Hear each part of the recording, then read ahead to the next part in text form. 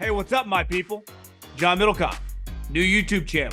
What I need you to do, subscribe, like the video, leave a comment, share with your friends. Appreciate everyone that has. It's the podcast, 3 and Out. You can listen wherever you listen to podcasts. Apple, Spotify. We got you covered. Also, thevolume.com. We got merch right here. FlexFit hat. Go to thevolume.com. Get yourself a 3 and Out hat. What is going on, everybody? Happy Friday. Big little football show here. I think we can put the nail in the coffin. The 2021 quarterback draft class has to be, if not the worst ever, one of the worst ever. Trey Lance had his option declined today, as did the other guys recently, Fields, Mac Jones, and Zach Wilson.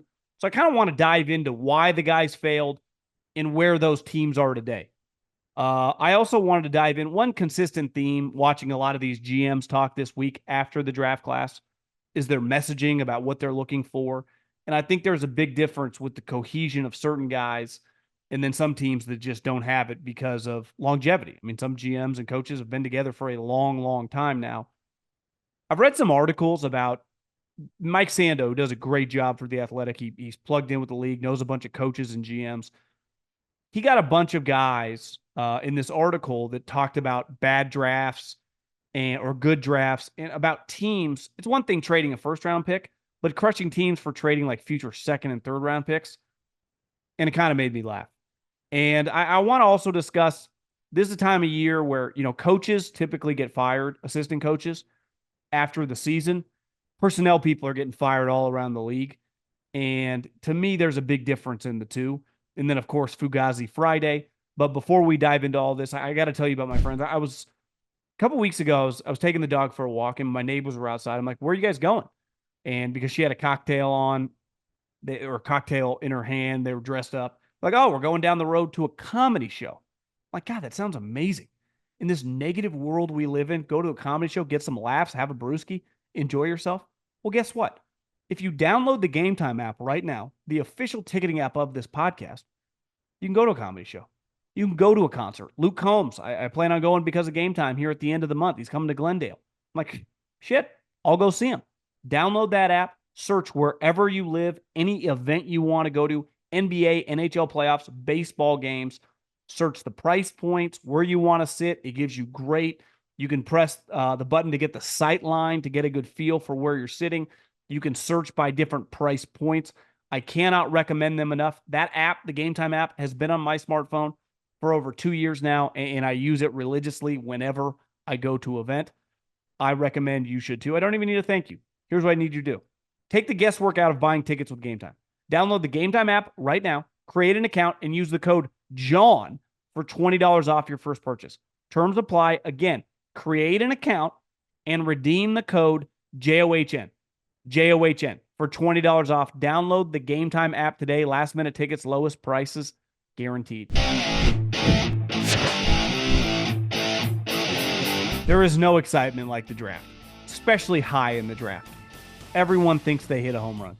Unless you're the Falcons, you're like, what are we doing? Even if you like the pick. But for the most part, there's a reason every video you see put out by these teams on social media is excitement. Half the people in America get a divorce. Yet if you see their wedding pictures, they couldn't be happier, right? So the moment the draft happens, the excitement is at an all-time high. Now, if you hit it right and that guy becomes a star, if you draft Aaron Donald, if you draft J.J. Watt, if you draft Micah Parsons, whoever, we know all the star players that have been drafted, clearly the quarterbacks, that excitement lasts for a long time.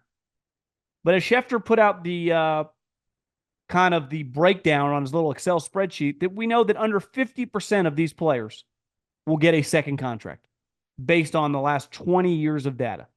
And depending on the position, that number even goes down. So when a player was drafted in 2021, that quarterback draft was highly touted. It turned out to be a fucking disaster. Trevor Lawrence, while he's still in question, is clearly a starting quarterback in the NFL. The only question is he just a mid guy, as the kids would say? Is he worth a big contract? He's got a lot riding on this season. If he gets the Jags back to the playoffs, win another playoff game, he'll get a big contract. If he has a season like he did last year, he won't. But he clearly is an NFL player. I don't know if we can say of that. I mean, an NFL starter. We can't say that about the other four guys. And they all had their fifth-year options decline. They all were traded. And I honestly think there's a chance Trey Lance is the worst one of the bunch, and he got traded for the most. Well, contracts play into this. The Cowboys got him for 2 seasons. These other guys got traded on their last season. So you only have them under contract for 1 year.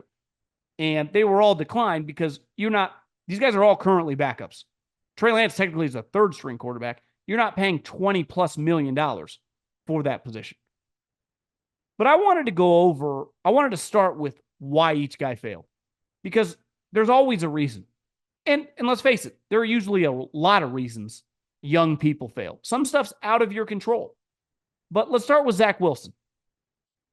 That year at BYU, the season in 2020, if you look typically, BYU plays really good teams, plays a ton of other Power 5 teams, plays of other top teams in other conferences.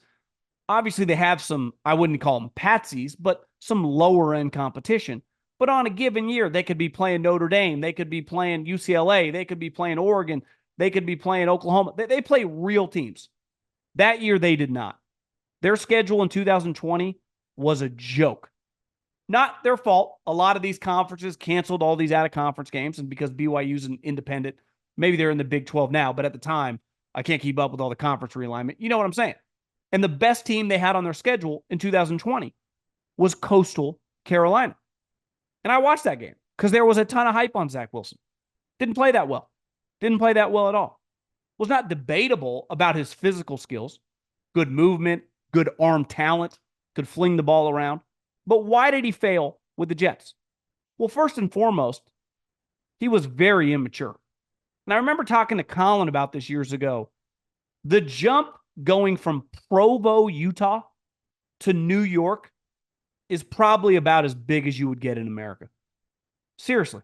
Because even if you're from a small town, like a lot of dudes are in the South, like a lot of guys that play SEC football are from rural towns, are from smaller towns. But once you go play at LSU, at Alabama, at Georgia, at Florida, well, that town, Tuscaloosa might be big, but some of these, where Ole Miss plays, you were under a microscope and you were covered like the NFL light. At BYU, it's a lot different. And that jump, clearly he was overwhelmed by his second season. He's throwing teammates under the bus, and it was a disaster. Then from a football standpoint, his talents never translated, because you watch the guy that we talk a lot about, these physical gifts. Part of playing quarterback, we talk about this at other positions, like this corner's really instinctive. This running back has a great feel for where to hit the hole. That's also at quarterback. Like you watch Patrick Mahomes, he has the physical gifts, but his innate ability to just feel things and make things happen, his football instincts are elite. Most of the best quarterbacks are. Zach Wilson lacks those. Does not have them. He's a very, very frenetic player. You can't run an offense with a frenetic player, because you can watch an individual play with Zach and go, God. I think the most remarkable play he's ever made, they were playing the Raiders, and it was like a last-second Hail Mary, and he rolled left. He's a right-handed quarterback, and he did this 360 to juke Max Crosby in space, who's clearly one of the best players in the NFL, rolling left toward the sideline, turned his body, contorted his body, and hucked that ball 60+ yards in the air. His physical gifts are high-end, but his actual ability to play the quarterback simply is not. And when you don't have that capability, right, when you don't have a good feel, I'll never forget talking to a dude with the Jets a couple years ago, and you'd be like, you watch him practice, he's skipping easy balls. You don't need to make the Josh Allen 60-yard bombs. I heard Solaris say this with Coward yesterday. Those plays don't happen a lot. Do you know most of the plays in football are wheel routes to the running back, a quick slant to the wide receiver, a 10-yard out on 3rd and 8. You have to have the timing, the rhythm, the feel of the position, and he never had it. So when you factor in questions with his maturity, factoring his limitations, it's an utter disaster. Trey Lance, unlike Zach Wilson, high character, hard worker, never questioned. Even when he went through some weird shit with the 49ers, That was never an issue they had with him. One problem I think the Niners had, because Zach Wilson's schedule was a joke, Trey Lance didn't have a season. It did not exist. It got canceled. They played some one-off game that honestly no one counts as anything. You can't even use that to evaluate anything. So he had no season. He also came from, while he plays for the Alabama of D1 AA, definitely at the time, North Dakota State, it ain't the SEC or the Big Ten or the Pac-12. So the level of competition, if you watch him, you're like, God, this is a pretty good prospect. He was completely overwhelmed physically. One of the reasons they drafted him, because they thought they were getting this hybrid player. Well, his athleticism will get in the fields, which clearly translated. His did not. And you watched him run, you go, this guy's not even very fast, which is ironic because Purdy, who if you just looked at the two of them standing there, and I did because I went to these practices, you go, you'd rather have the big guy. Purdy plays a lot faster just moving around than Trey Lance. And then when it comes to throwing the football, it's just kind of ugly. He does not throw a good ball. And then when you factor in, he's not that accurate. And a lot like Zach Wilson, there's a feel for the position because he's never really played that much that he doesn't have. And a huge part to me of the failure with Trey Lance was the pressure on a guy from a tiny little school that was like, this guy was traded for 3 first-round picks, which I hate that. He was traded for 2 independent first-round picks and a swap of a first round. But that's not the way people talk about it. 3 first-round picks. And it was a disaster immediately. And I think Kyle had turned on him by early on in his second year, because Kyle even tried to change the offense for him when he had to spot start his rookie year. Kyle's successful because of his offense, not some hybrid running. He tried to institute some RG3 stuff. The problem is RG3 could run. This guy can't run. So I just don't think he's any good.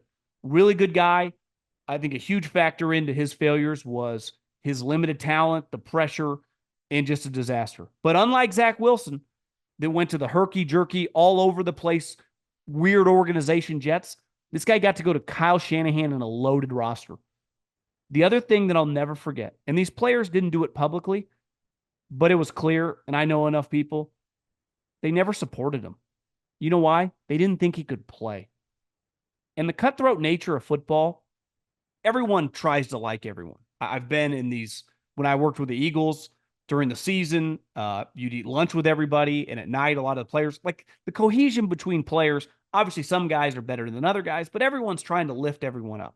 You get to a certain point when you view a guy as a liability, and you're in your goal, and you're a team like the Niners trying to win the Super Bowl, they weren't messing with it. They just were not messing with it. And it was clear very early that, one, Jimmy Garoppolo's not even good anymore. They knew Jimmy was dramatically better. And Kyle rigged it the second year for Trey Lance to win the job. Trey Lance could never have beat out Jimmy Garoppolo. And then clearly once Brock Purdy got in, Brock Purdy's in a different universe than Trey Lance as a player. And he was picked 262. So I think it just gets back to, I don't think he really knows how to play football. And if you want to push back development, and this is the pros, and obviously development matters, but there's a baseline you have to work with, and I don't even think he's there. So just an ultimate organizational failure. Justin Fields. To me, he is by far the most talented guy out of this group. But his downfall is a major issue, right? Like, you can have a house that has a messed up bathroom. It's like, oh, we can fix that over time, retile it, put in a new shower head, whatever. If your foundation is fucked up, the house is a problem. I mean, if you're like, yeah, we got some major issues on the foundation, it's not going to work. If you can't throw from within the pocket in the National Football League, you just can't be a consistent quarterback. You can make splash plays, and because he's such a great runner, he makes other plays on top of that because he's got a big arm. When he's scrambling around, he can make great plays. When he's running down the field, elite athlete. That's why they're talking about him returning kicks, which I think is kind of tongue-in-cheek, but also kind of serious. He'd probably be an elite kick returner, but he can't play from within the pocket. And that was never more evident that final game against the Packers, whereas you watch Jordan Love and you watched him and you're like, one guy's playing a different sport than the other guy. Now, most coaches would tell you, especially at this point, that's not really improvable. He's going to be a good test case. We'll see him with Arthur Smith, maybe in a different offense. Maybe it can look a little bit better. But that was an issue. And listen, Kyle, they clearly missed on Trey Lance, but it was between Trey Lance and Mac Jones for a reason. They thought that Justin Fields had no pocket awareness. They didn't think he was natural there. They didn't even entertain taking him at pick 3. So I'm rooting for him partly because I liked him coming out of college, but I'm also honest with myself going, that's probably not fixable. Though I've said before, if I'm a Steeler fan, I'd rather see if it is than watch Russell Wilson dink and dunk down the field. Mac Jones. I think this has a little bit of Zach Wilson. His maturity clearly popped up, which you go, well, Belichick forced him to work with Joe Judge, a special teams coach, and Matt Patricia, a defensive coordinator, as the guy coaching him and running his offense. I go, I hear you, but when you're Mac fucking Jones, I don't need you pouting on the sideline 24/7, 365. Now, this year was an embarrassment. And I think like any young person, I've been there. I would imagine a lot of people listening have been there as well. When you lose your confidence, I don't care what you do for a living, it's hard to function. And he was lost at sea playing football. He was a guy, I think he has limited physical characteristics. No different than Kenny Pickett, no different than Alex Smith. I mean, we've seen no different than Kirk Cousins. To maximize that ability, clearly you need more help around you. Dak Prescott, Tua fall under this. But confidence is a big, big thing. Look at McDaniel with Tua. I'm not the biggest Tua guy. Well, I like the person. I just mean the player. They do everything humanly possible to prop him up and do everything humanly possible to build around him with weapons. And obviously have a great play caller. That's not quite the way it went with Mac Jones. Now, once you start seeing it, you go, these physical limitations, he can't lift us up either. But I'm a Belichick guy. But once you get in bed with a player like this, they are a little more dependent on the pieces around them. Like Josh Allen could win some games with me, you, and 3 other people. This guy cannot. And I think I actually like Mac Jones, you could argue, the most, unless Fields is salvageable. Mac Jones is a legitimate backup quarterback. To me, he's a guy going to much more of a positive place with Doug. If Trevor plays well, like I can see Mac Jones being a backup quarterback in the NFL for like 15 years. Same thing with Kenny Pickett. The problem is that guy was drafted, one was drafted at 15, and the other was drafted at 20. I got news for you. Kenny Pickett's 5th-year option. Ain't going to be picked up either. Could have seen that one coming from a mile away. But sometimes physical characteristics, if you don't have the instincts and the feel for the position, you got no chance. And then when you factor on poor maturity around that, like Zach Wilson, they can't stand you. With Trey Lance, it's weird. It's like, I'm rooting for you, but like, we're trying to win. Like, we're fucking playing the Rams this weekend. Can you complete 65% of your balls? Because if you can't, we can't play with you. And that's how it became. I said this before. Obviously, Trey broke his ankle 2 years ago in week 2. I think he was trending toward getting benched by the end of September. I do not think he was going to be the starting quarterback very long. You can see it. I know the team too well. I've been at these practices. Like it was not trending well. I don't root for anyone to get injured, but it was an easy one for Kyle because I believe he would have been benched and benched pretty quickly. The 82-game preseason is in the books, and it's finally time for the real season. Don't miss out on any of the NBA playoff action at DraftKings Sportsbook, an official sports betting partner of the NBA. From the play-in tournament through the finals, DraftKings Sportsbook has you covered with same-game parlays, live betting, odds boosts, and so much more. Download the DraftKings Sportsbook app and use code JOHN. New customers bet $5 and get $200 in bonus bets instantly. That's code JOHN, JOHN, only on DraftKings. The crown is yours. Let's talk about where are they now. Let's rank the teams because these 4 teams, I mean, the Jets used the 2nd overall pick. The Niners gave 3 first-round picks. The Bears traded next year's first-round pick to trade up for Fields.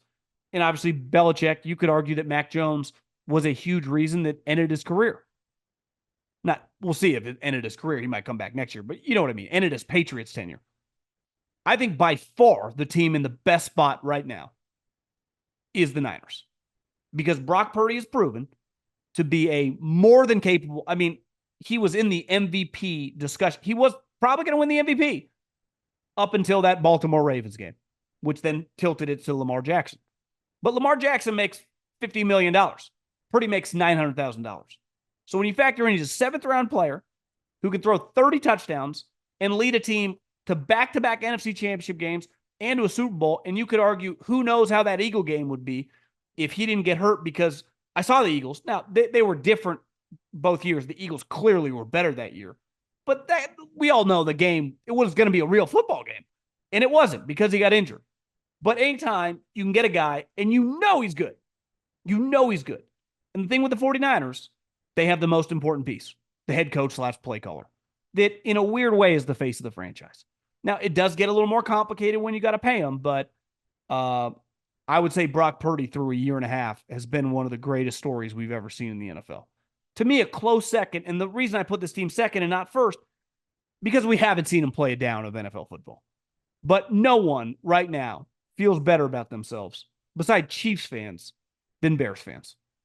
And to go from Justin Fields and having the first pick in your back pocket to end up with Caleb Williams, but also having a high pick and getting another wide receiver, adding Keenan Allen, adding Montez Sweat, the Bears are feeling pretty good. Now, the difference between the Bears and the Niners, why the Bears ain't getting number one, Kyle Shanahan's a big-time coach. Eberflus, I don't know. How's your offense going to look? How's Caleb going to be as a rookie? I think he's going to be pretty good, but who knows? I mean, we've seen this all the time. I thought some of these guys in the 2021 draft class were going to be pretty good, and they're all on different fucking teams. 3 6-rounders and a 4th-rounder. So you barely give them away. So things change fast. I'm not trying to be negative. I can't wait to watch the Bears. I think they're one of the biggest stories in the NFL.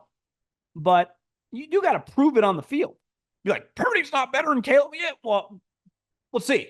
Like I've seen Purdy be in the MVP discussion at the end of December. Middlekauff, you're being a homer. Well, one team was just in the Super Bowl with a lead in overtime. I would say 3, this is going to sound crazy, is just the hope of Drake May. It's just the hope of Drake May. I don't like anything about the Patriots. I think they are an organization in turmoil. I mean, they have a GM that they can't name a GM that has to prove his worth. The owner's son wants to have all this power. First-time head coach who hasn't even been coaching that long. The talent on the roster is not great. Their offensive line isn't very good. Who knows if Drake May is even going to play this year? But at least you got the hope of a young player. And you know for a fact that you have him under a 4-year contract.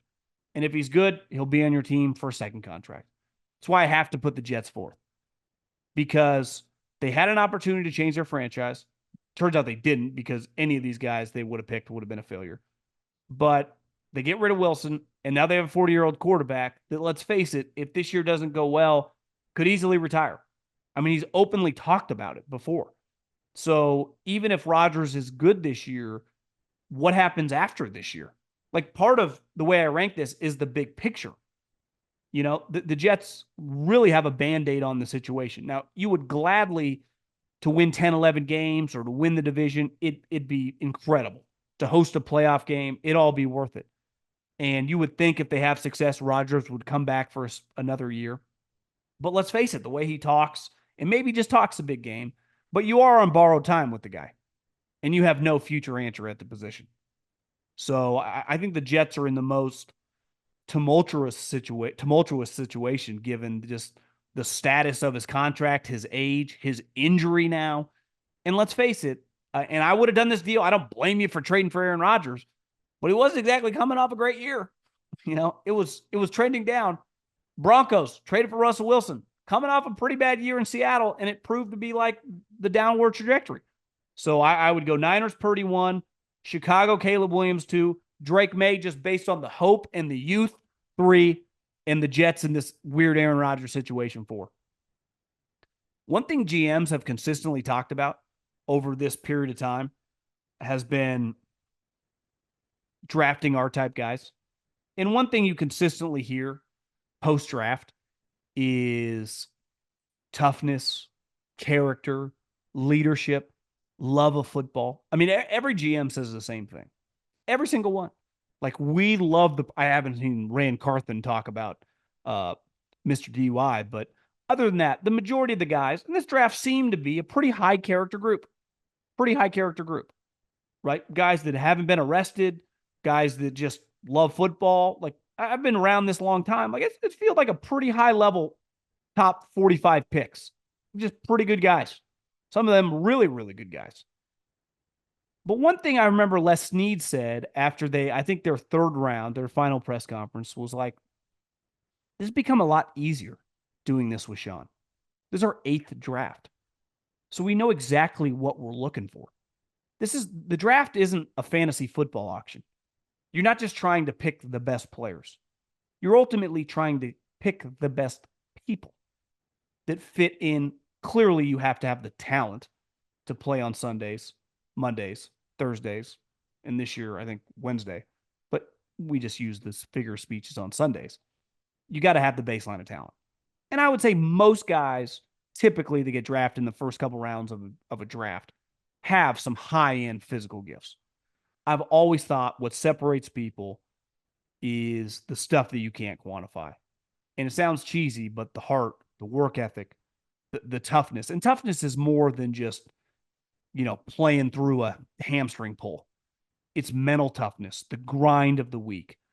When you're tired in the offseason, do I want to do more? Do I get complacent where I'm at? How much am I willing to do to get better? And the better I get, the harder it is. The more money I get, the more fame I get. How much do I prioritize everything around football? And John Lynch said it to McAfee today. This was like Les Snead and McVay. They were all hired. Les was already there, but McVay, Kyle Shanahan, John Lynch, same year. We know exactly what we're looking for. It doesn't mean you're going to be right on every pick. I mean, half the draft, be out of the league in a couple years. But you know the traits and the people that fit into what you do. It's why certain players fit certain places that don't fit other places. Xavier Worthy makes a lot of sense with Andy and Veach. You know, Andy and Veach have worked together for 20 plus years. 20 plus years they've been together. Maybe it's like 18. But Veach was his personal assistant. It's a position Coach Reed has had for a long time. Sean McDermott started there as well in the mid 2000s. So when they're looking at people/players, they know what they're looking for. Eric DeCosta, retired Ozzie Newsome, and John Harbaugh have been together forever. So when they draft Nate Wiggins and everyone's like, of course they did. Of course they did. Because they're all on the same page. And I was watching some of McAfee with Howie. He's like, the reality is when you're a GM and a head coach, like, that's your football marriage. That's your football marriage. And the longer you're together, I'm essentially married. Boy, might have a ring on the way, but that's probably keep that quiet. But the reality is, the longer you're together, you know more about the other person. What to say, when to say it, what needs to be said at certain times, when they need support, when they don't need support. You get to know someone better. It's who do you know the best in your life? Even the older you get. Your family. Because for 18 years, whether it was your mom, your dad, your brothers, your sisters, you spent a lot of time with those people. It's why that relationship is unlike any other. They're just, nothing's even close. Some of maybe your childhood friends or your college friends, the older you get, you've had this long-standing bond. But it's harder and harder the older you get to create that level connection. And when you do, it's pretty special. But the time, if you meet a close person at 40, is not the same, relationship I would have with my brother that I've known since I was 4 years old. So I think these football teams that have the coach and the GM in place have just been together have such an advantage on the situation. It's why when I read these articles about people writing about, I can't believe the Rams gave up next year's second to get the defensive tackle from Florida State. Do they even read the value chart? What are you guys talking about? I understand being critical when you give up first-round picks. That is more than fair. That is a very, very valuable asset. But we just saw the Rams this year go toe-to-toe with one of the best teams in football, the Lions, on the road in the playoffs. If Matt Stafford is healthy with their roster, you're talking about an 11-plus win team, 11, 12 wins. And a team that a lot of people, if they're in the playoffs, will pick to win games. So their second-round pick would be somewhere in the early to mid-50s.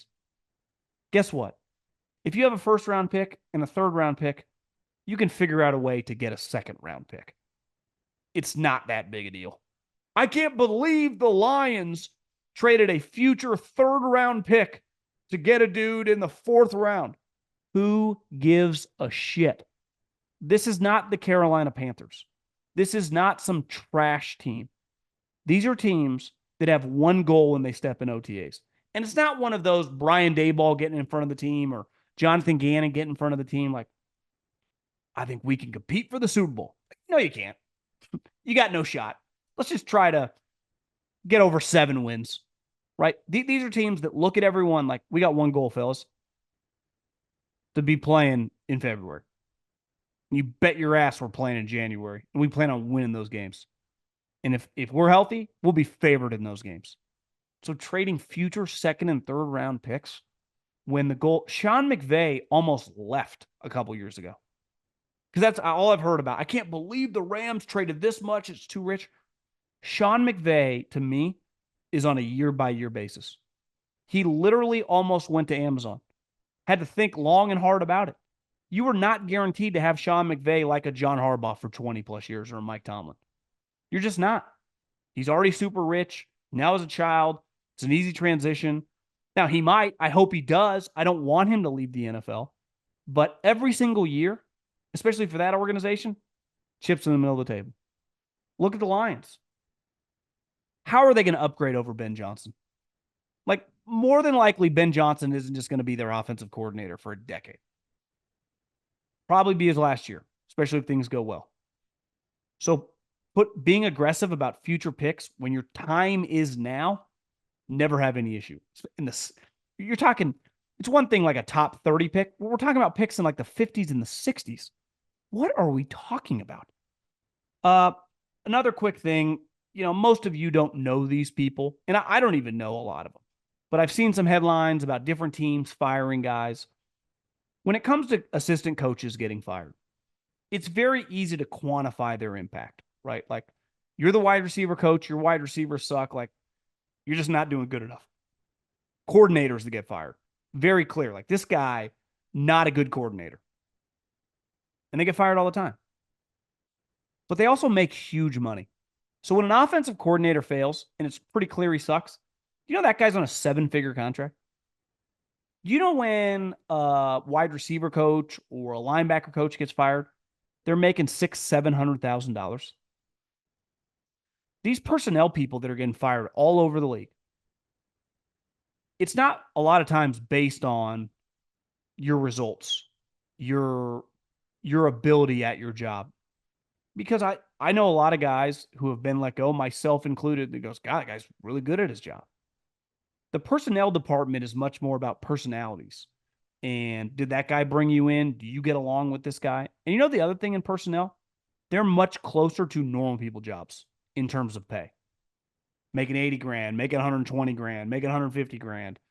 And I saw a headline today of a guy that got fired at an organization that I saw at the combine. And he had left a very successful team with the buddy who was then running the team for a pay raise. But you could tell, and I don't know him that well, but he was pretty lit. He'd had a few, and I had a few too. And I just vividly remember looking into his eyes, and you could just tell, like, God, I made a mistake. This sucks. And it has nothing to do with, like, I'm not good at my job because I was with a team that was rattling off playoff victories, going to Super Bowls for a decade. I know what I'm doing. But when you're not the decision maker, one, no one has to listen to you. Two, when you get fired, it's not like, well, he missed on 7 of the 10 guys we needed him to hit on. That's not the way it is. Where it's like, yeah, we fired our offensive line coach. Do you see the way our offensive line played? And the other thing is the money. It's why I feel no sympathy. I'll talk shit about coaches all day long because half of them to me are frauds. And half those frauds are making a ton of money and could never sniff that money in any other industry. Where these personnel guys get into it like I did because you're passionate about it. And then you realize you're not making that much money. It's a very fickle business. And if something goes wrong, a GM turns on you, they got to throw someone to the wolves. I'm not acting like everyone in the scouting departments are good. That's not what I'm saying at all. I'm just saying when these guys get fired, it's never about their ability. Or very, very rarely. It's usually about personalities and just restructuring, wanting to bring in your friends. It's wanting to bring in people you're comfortable with. And it's a shitty part about the job. And something I don't miss. There is no amount of money you could pay me to go back. No amount of money. eBay Motors is here for the ride. The first car I ever got, I was 16 years old. And my grandpa gave me a ride. And like any young lad who got a car that, let's face it, would not have been my first choice, I had to touch it up a little bit. And we tinted out the windows. We added a big subwoofer to the back. And you could hear me from miles away coming home. My parents sure loved me for that one. So did my neighbors. But I think the key to any young person getting a car is to personalize a little bit, because you're probably not going to get your dream car. And as you get older, you kind of become a car person or you don't. But you definitely have preferences, right? Some of us like bigger cars. I know I do. I've only had big cars, SUVs. And there are certain non-negotiables. I like 3 rows of seats. Now, ideally, I don't have kids right now, so I take out that 3rd row seat, and I like a big, I like a lot of trunk room. Some people, don't like SUVs, like smaller cars. I've never been that big since my high school car of tinting the windows. I don't care if you see me or not, but I know some people, like, the first thing they do is tint the windows. It's crazy. The older you get, I had to have the subwoofers. The subwoofer, I couldn't listen to music for 5 minutes with the subwoofer like I did when I was younger. But there is something very, very special about that first car. I don't care how many cars you get since, how much money you make to get sweeter cars. You never quite forget that first ride and some of the memorable moments that you had in it in your high school years.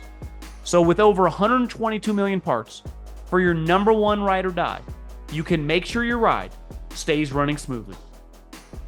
Brake kits, LED headlights, roof rack bumpers, whatever your baby needs, eBay Motors has it. And with eBay Guaranteed Fit, it's guaranteed to fit your ride the first time, every time, or your money back. Plus, at these prices, you're burning rubber, not cash.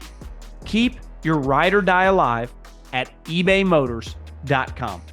Eligible items only, exclusions apply. Okay, Fugazi Friday.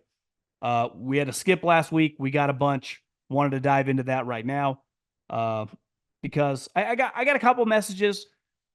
I DM'd you back personally. There's a line here. This is supposed to be fun, and we're having kind of laughing at stuff.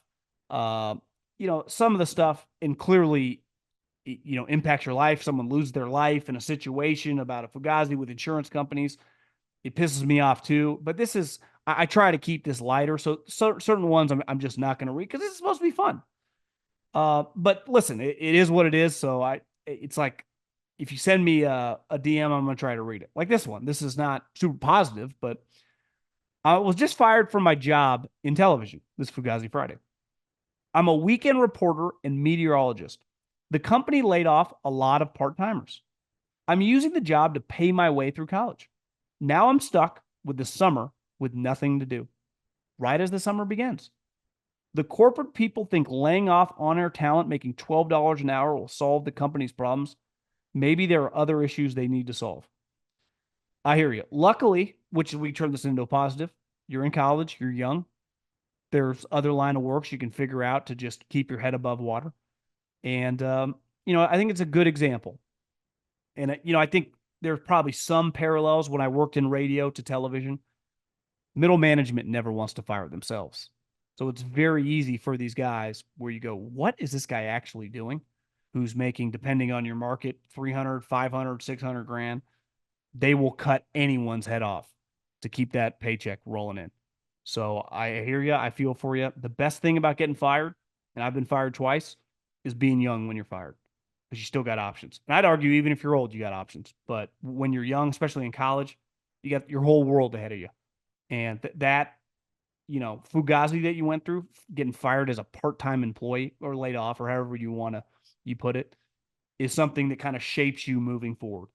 And I think one thing that helps in life is to realize how, if you're going to work in the private sector, how just cutthroat and cold this world is. Because that's what business is. And the faster you get numb to it, the easier it is to play the game. Because you're either getting played or you're playing it. And obviously, when you're young, you don't have as much control, but at least you know what you're getting into. And the quicker you kind of experience that, to me, the quicker it hardens and puts those calluses on you to kind of know what to look for and know what you want. And I would turn that experience into a positive experience. I really would. Even though it stings a lot early on. Because I've been hurt too. But then looking back, without those moments, it makes you stronger to attack life. Little Fugazi Friday. In New Jersey, and I think New York, the government officials pass laws about the use of plastic. In stores, they are not allowed to have plastic bags, and now you have to buy bags from stores, whatever. Trust me, I'm from California. We've been doing that forever. This is a Fugazi by itself. They also banned plastic straws. Now I have to drink my beverage with a shitty paper straw that disintegrates after 2 minutes and is horrible to use. Certain fast food places will give me my beverage inside of a styrofoam cup with a plastic lid. So what's the fucking point? I know that it's a small thing, but when you have to drink out of a shitty paper straw, it's very infuriating. Going to other states is such an eye-opener. Trust me. When I moved there, a big reason I'm in Arizona is because in 2020, when everything in California was locked down, they would beat you with a stick if you left your house, let alone didn't have a mask on. I came to Arizona for a golf trip, and everything was normal. I'm like, we're all breathing the same air. Everyone's here rocking and rolling. And over there, I was like, what is going on? And last year, when I went to Tahoe for the summer, in Arizona, we don't have, you just get a plastic straw. You get a straw, you get a plastic straw. I went to Tahoe and we went to Starbucks and they gave us a paper straw. You can't solve a problem with something that doesn't work. That is not a solution. A paper straw is not a solution to the plastic straw because a paper straw melts in water. It honestly is in California, you could do crack on the sidewalk, yet you can't have a plastic straw. They give you a paper straw that does not work. You're like, what are we doing here? Nothing ever makes sense. But until social media, I have never heard of people that rooted for the government. That's what's weird to me, is like the media cheers on the government. Where I come from, we made fun of them all. Every single one of them. Like, one of the biggest fugazis of all time is the government and people that work in government. Obviously, there are some capable people, but the way the setup is, like, how is this solving anything? Hint, it's not. And it never does. And that's a consistent theme with society. So plastic straws, it used to drive me up a wall. One thing I remember in like 2021, when everything in California was still like 2020, I was like, I'm not going to complain about this anymore. I'm not. I hate being angry all the time.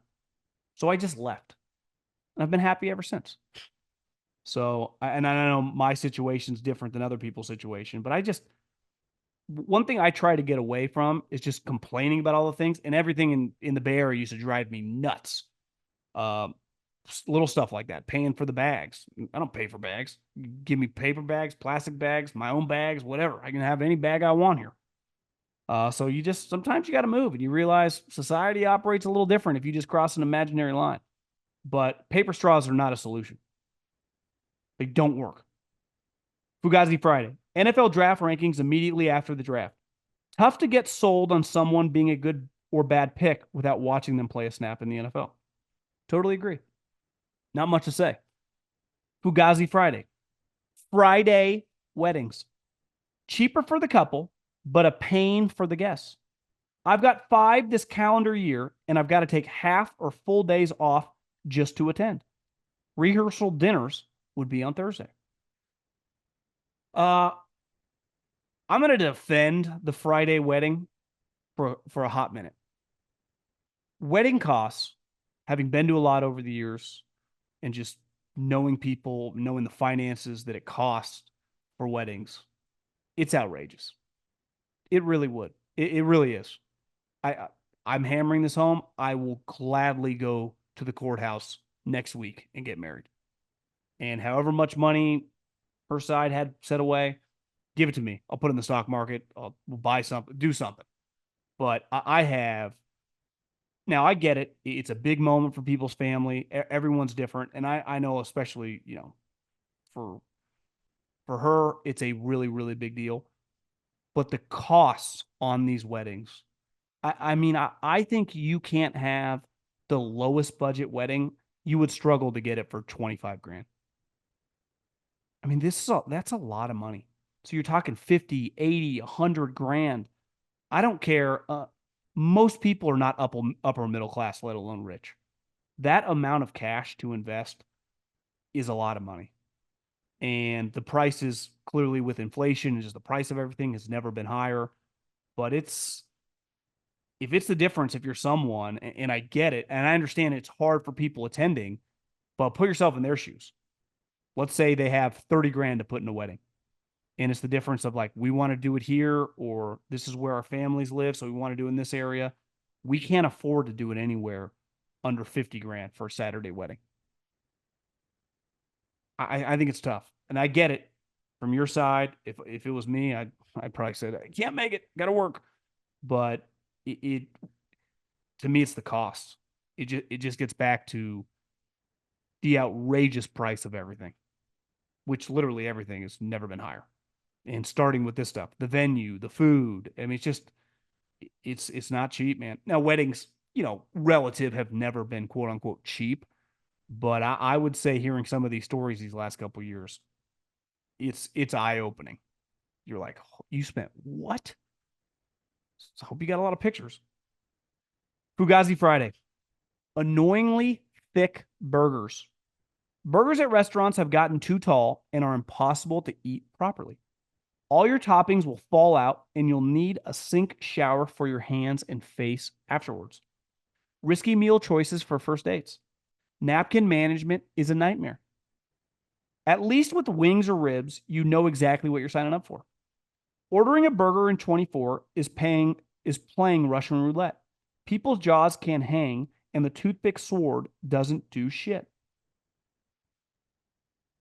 I think it's fair to say, unless you're going to like some diners, drive-ins, and dines, like you know, a place that's known for a specific special burger, you should not need a massive knife to cut the thing in half. You should be able to grip the burger and fit it right in your mouth. I'm with you. I think the perfect size of a burger, even with the toppings. Now, obviously, it comes out if you're at a restaurant, some the feng shui of the look of everything. They want everything to look cool, including the food, to have it kind of layered. But if you can't press it down and have a crisp bite, and again, there are certain places, certain barbecue joints in Texas or the South, or every place has their like specialty. But your run of the mill restaurant that's just serving a cheeseburger, I'm with you because the toppings, everything, it's like I can't. This is not a functional meal. It's like, and I just don't want to order the chicken. I want a cheeseburger, but can we just make it possible to bite into the thing? And as a lover of cheeseburgers, who probably over under cheeseburgers in my life, 40 years old, 365. So we're talking, I don't know, 1,000. A lot of times I've eaten two, so hell, it could be 1,500. I've eaten a lot of cheeseburgers. Um, yeah, I hear you there. Here's a little Fugazi. Airline charges $125 for my pet to travel. Under the seat, zipped in a carrier for the entire flight. I don't know what, we fly with little lollies on Southwest Airline. She's a service dog to mitigate panic attacks, and she does a really good job, but doesn't cost you anything. So I don't know what airline you fly on. Um, yeah, I don't know what to say to that. I'm pro little dogs being on the plane. If they're good travelers, just sit under, take a little snooze. No issue with dogs. I would say my experience with dogs, Definitely better than kids. And I don't blame anyone when you're traveling with the kids, but obviously little kids sometimes just freak out on planes and they're crying. There's nothing you can do. Now there are levels. I sat next to one where the parents were like on their iPads and stuff. Like, at least try to help. Like, your kid's crying bloody murder here. I don't think I've ever had an issue with another dog barking, saying a word. A lot of times when people come sit next to us and Lolly's on the plane, like, I didn't even know a dog was there. He just comes right on the seat, lays down, takes a snooze, flying back to Southern California or Northern California. So I get it though. If I ran the airline, I would charge as well. I played a round of golf last Sunday afternoon, and the round cost over $100. On top of that, I had to pay $25 to take a cart. The course requires you to take a cart at that time, and there is no option to even walk. What exactly am I paying for here? The carts are electric, so there's no gas that needs to be filled. It just seems like an extra way the course can screw you. Am I missing something? Well, I I've never seen the books of a golf course, but in college for a couple of years, and I played in them, been playing golf my whole life. If you ever go to a cart barn, right, with the electric carts, which they all are now, there are a million chargers. So I would imagine there is some cost, could be speaking out of turn, uh, of charging all the carts for the operation. Anyone running a golf course listening to this, maybe you can chime in, but maybe it's to compensate that. Maybe it's just the wear and tear of the golf course.